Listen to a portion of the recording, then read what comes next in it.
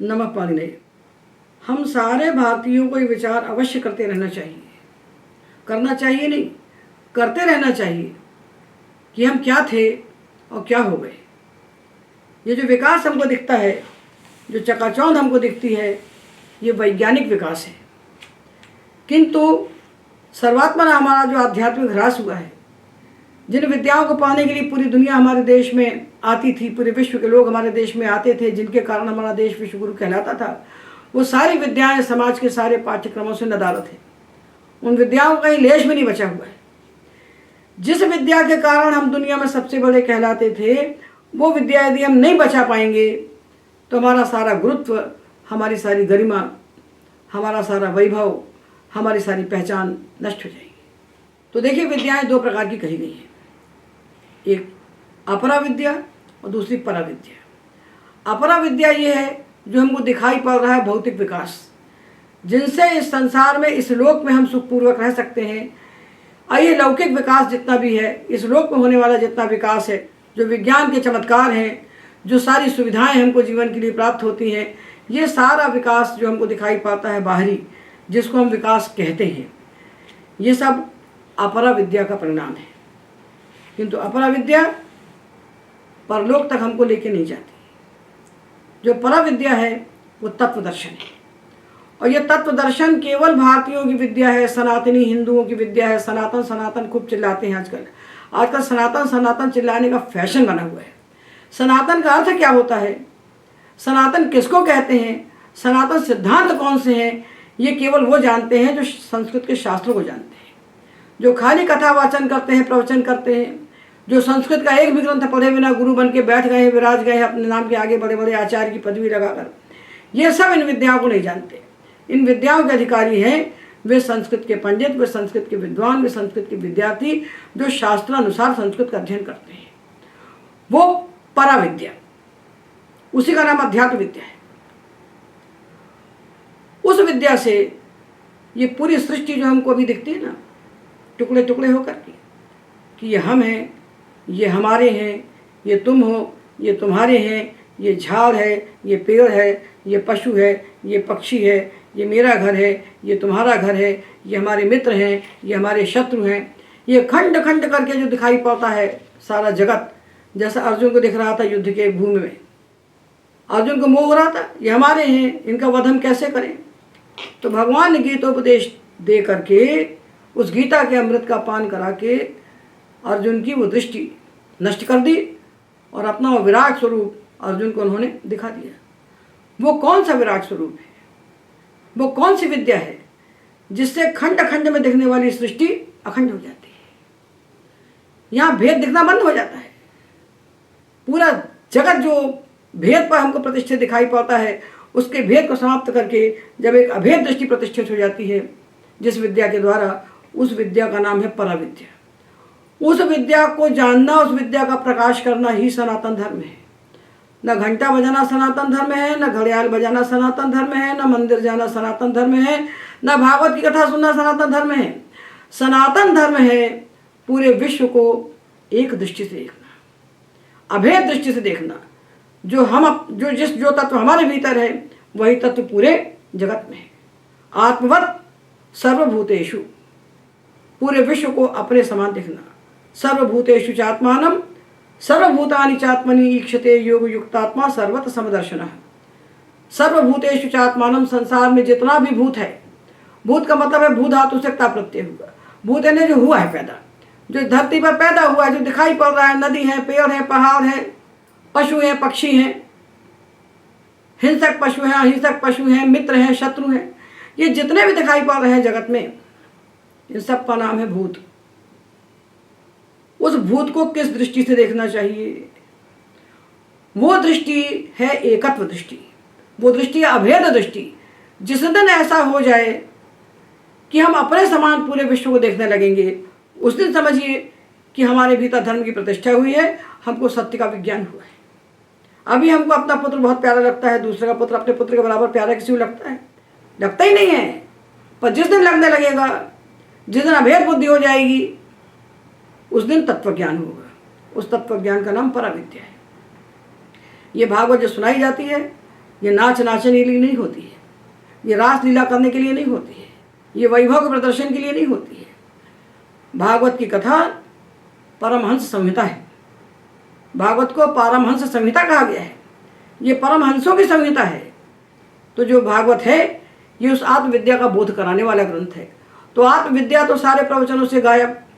वहाँ नाचने गाने की सेवा बचता क्या है? राधे राधे रचो चले आएंगे बिहारी। 100 जन्म तक आप नाचेंगे, राधे राधे करेंगे, आपको बिहारी मिलने वाले नहीं हैं। बिहारी यानी जो आत्मतत्व, वो आत्मतत्व जो है वो प्रत्यक्ष कैसे होता है? वो इस पराविद्या के द्वारा होता है। और उस पराविद्या का नाम ही सनातन धर्म है। तो देखिए भागवत में पहले 1-2 श्लोक भागवत के बताते हैं, फिर आपको बताते हैं पराविद्या का परम निदर्शन दिखाते हैं आपको। तो भागवत के 2 श्लोक बताते हैं। एक श्लोक है मृगोष्ठखर मरकाखु सरीसृप खगमक्षिकाः आत्मनः पुत्रवत् पश्येत तैरेषामन्तरं कियत्। देखिए जो मृग है, जो ऊँट है, जो गधे हैं, जो चूहे हैं, मृगोष्ठखर मरकाखु सरीसृप जो सांप हैं, जो खग हैं पक्षी हैं, जो मक्षिका हैं मक्खियाँ हैं, ये जितने भी जीव हमको दिखाई पड़ते हैं, छोटे बड़े अच्छे बुरे, कुछ हमको प्रिय लगते हैं, कुछ हमको अप्रिय लगते हैं, कुछ हमारे लिए पोषक है, कुछ हमारे लिए घातक है, पर ये सब एक आत्मा का प्रकाश है। इन सबको आत्मनः पुत्रवत् पश्येत, इनको अपने पुत्र की दृष्टि से आप देखिए। जितना प्रेम, जितना वात्सल्य, जितना स्नेह हमारे हृदय में अपने पुत्र के लिए होता है, उतना प्रेम जब सांप सामने बैठे हुए सर्प के लिए हो जाएगा, सामने बैठे हुए सिंह के लिए हो जाएगा, उस दिन समझिए कि अध्यात्म विद्या आपके भीतर उदित हो गई। वहाँ तक हमें पहुँचना है। और 11वें स्कंध में एक श्लोक और आता है। एक क्या, भागवत तो भरी पड़ी। भागवत में तो सारी अध्यात्म विद्या पराविद्या भरी पड़ी है, पर पराविद्या को छोड़कर सारी अपरा विद्या का चमत्कार हमको दिखाते रहते हैं। हम समझते हैं यही भागवत है। ये तो छल है, श्रोताओं के साथ छल है और श्रोताओं का ज्ञान है, जिन्होंने अपने इस बहुमूल्य जीवन को, जो पराविद्या का अधिकारी जीवन है, मनुष्य शरीर में जिस पराविद्या का साक्षात्कार होता है, उस जीवन को इन थोथे कथावाचकों के हाथ में सौंप दिया है और अपने जीवन का इतना अवमूल्यन किया है। क्योंकि ये जो समय चला गया, इस शरीर से नहीं प्राप्त हुई विद्या तो कहाँ मिलेगी? इह चेद अवेदित अथ सत्यमस्ति न चेदिहा वेदित महती विनष्टि। इस शरीर में से जान लिया तब तो पहुंच गए सत्य तक, और नहीं जाना तो महती विनष्टि। अगला शरीर कौन सा मिलेगा? उस शरीर में हमको कौन विद्या देगा? उस शरीर से कैसे हमको आत्मा साक्षात्कार होगा? महान विनाश का रास्ता हमारे लिए खुल जाएगा। इसलिए किसी की भागवत नहीं सुनना है, भागवत को पढ़ना है और चिंतन करना है। एक एक अक्षर का उसको बैठ के चिंतन करना है। अकेले कमरे में बैठ के पढ़ना है, किसी श्रोता के साथ नहीं, किसी वक्ता के साथ नहीं। स्वयं आपके आत्मा के साक्षात्कार में, अपने साक्षात्कार में उसका मनन करना है, चिंतन करना है। तो ये परम तत्व हमारे भीतर प्रकट हो जाता है। तो देखिए भागवत में पद पद पर भागवत को भगवान का शब्दावतार कहा गया है। ये भगवान का शब्दावतार है। भगवान शब्द, भागवत के शब्दों के भीतर पिरोए हुए हैं। जैसे सूत में फूल गुथे रहते हैं ना, उसी प्रकार भागवत में भगवान पिरोए हुए हैं। भागवत एक एक शब्द से भगवान प्रकट होते हैं। तो देखिए 11वें स्कंध का श्लोक है। खम वायुमग्निम सलिलम महींच ज्योतिष सत्वानि दिशो द्रुमादीन सरित समुद्रांश हरे शरीरम यत्किंच भूतम प्रणमेद अनन्यः। कहते हैं देखिए जो खम आकाश है, जो वायु है, जो अग्नि है, जो जल है और पृथ्वी है। पृथ्वी जल तेज वायु आकाश, और ज्योतिषी जो आकाश में दिखने वाले तारे हैं, सूर्य चंद्र ग्रह नक्षत्र जितने हैं वो सब, सत्वानी सारे प्राणी, और दिशा सारी दिशाएं, 10 दिशाएं, और द्रुमादीन जो वृक्षादि हैं, और जो सरित नदियां हैं, और जो समुद्र हैं, ये सब का सब भगवान का शरीर है। भगवान की प्रत्यक्ष मूर्ति, भगवान का प्रत्यक्ष विग्रह वो नहीं है जो हमारे मंदिर के भीतर बैठा हुआ है। केवल उतनी भगवान का विग्रह नहीं है। ये जितना आकाश से पाताल तक, धरती से आसमान तक जितना भी हमको दिखाई पड़ता है, ये सारा का सारा भगवान का प्रत्यक्ष शरीर है। ये भगवान की प्रत्यक्ष मूर्ति है। इसलिए यत् किंच भूतम, जो भी भूत है, जो भी पैदा हुआ है इस जगत में, चराचर जगत में हमको दिखाई पड़ता है, यत् किंच भूतम, इसको भगवान का शरीर मान करके प्रणमे अनन्यः, इसको हमको अनन्य भाव से प्रणाम करना चाहिए। ये भाव जो हमारे हृदय के भीतर उदित कर दे वही गुरु, और बाकी सब हरे शिष्य धन शोक न हरि, सो गुरु घोर नरक महपरी।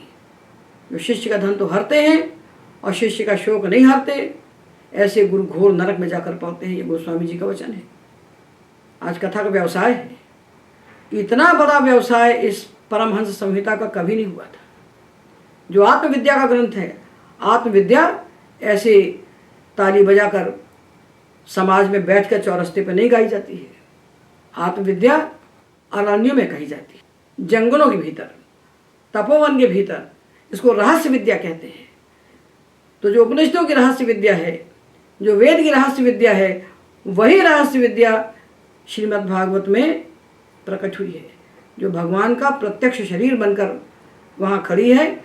और उसका दर्शन जो करा दे वही कथावाचक है, वही गुरु है। बाकी सब का सब व्यवसाय है, बाकी सब का सब व्यापार है।